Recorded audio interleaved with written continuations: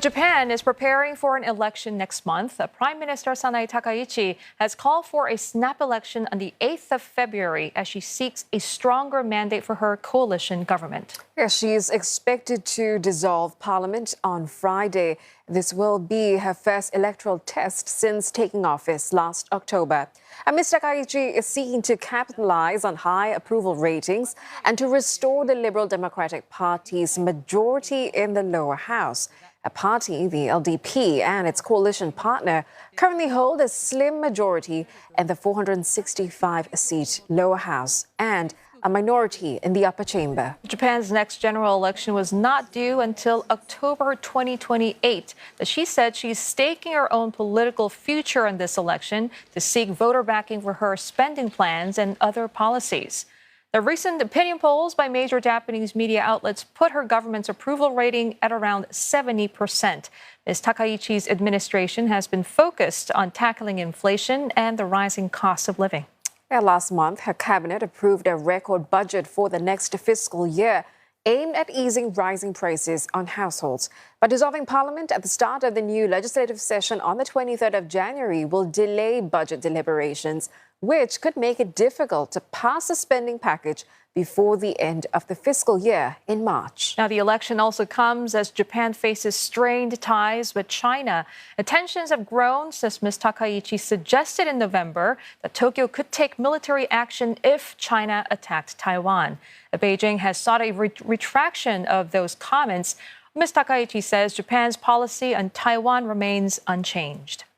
And Ms. Takaichi succeeded Shigeru Ishiba after his resignation last year, but she has yet to lead the LDP in a national election. Our foreign experts take, we are joined by Tomohiko Taniguchi, the special advisor at Fujitsu Future Studies Centre and former special advisor to the late Prime Minister Shinzo Abe. Thank you so much for joining us, Doctor. Firstly, just considering the timing and strategy behind Ms. Takaichi's call for snap polls, just how risky is this move for her and the LDP? Do you think it's a sound strategy? It certainly is a gamble. Ms. Takaichi is fully aware that she is walking on very much thin ice.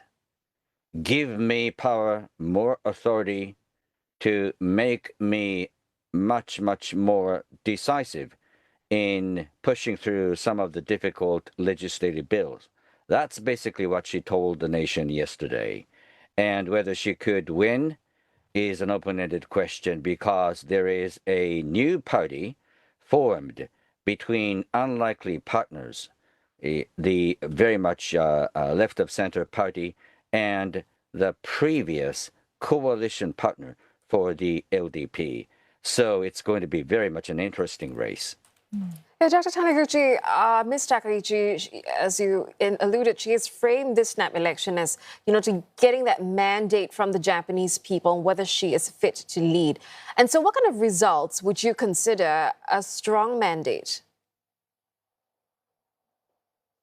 She laid out some of the policy items that would take much more power and authority to push through, including establishment of Japanese intelligence agency, the kind that Japan has not had yet.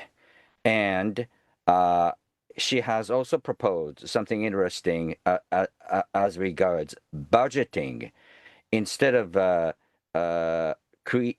making supplementary budget each and every year, she proposed that budget must be proposed to cover the entire possible cost throughout the year, and the implementation of the budget must be judged not within the year in question, but for the prolonged years, like 2-3 years, because some of those policy items take more time to implement. Those are not very much new ideas, and she said to the nation that she needs more power. And just looking at the numbers, Dr. Takaichi's personal approval rating are quite high, but support for the LDP remains much weaker. Just how often do Japanese voters distinguish between the leader and the party? And could that split shape the election, or might other concerns play a bigger role here for the voters? I think that's the point that you just hit was very much relevant because there is a discrepancy between the popularity ratings for Takaichi and for the LDP. And by winning the majority, as she said she would, she could fill the gap. She could say to the nation, to the world, that I am popular, but the LDP is also popular as well. Doctor, Ms. Takaichi's proposal to cut the consumption tax on food to 0% kind of breaks ranks there with the LDP's traditional fiscal discipline. Do you see this as a necessary step for her expansionary fiscal policy, or is this more a populist gamble that actually risks Japan's long-term fiscal health? Already, the markets kind of look uneasy. The 10-year JGB yields, those are hitting 27-year highs. I am sure that Ms. Takaichi is fully cognizant of the creeping interest rate hike. Long-term interest rate is on the rise. And I think it's an important signal that the market is giving to the administration, which is the reason why Ms. Takaichi did not forget mentioning that her own fiscal policy is going to issue less amount of JGBs than before. But how the market is going to react is another question. Now, reducing consumption tax or value-added tax for food and food materials, interestingly, is now a bipartisan consensus because the opposition party is proposing almost exactly the same thing. So it's a new landscape. No one could actually anticipate that this could come if this were 2 or 3 years ago. But there is a broad now consensus between the political parties that consumption tax must be lowered for food and food materials. I think that's to do with the fact that Japan is having even more population that's dependent on fixed income, i.e. pension.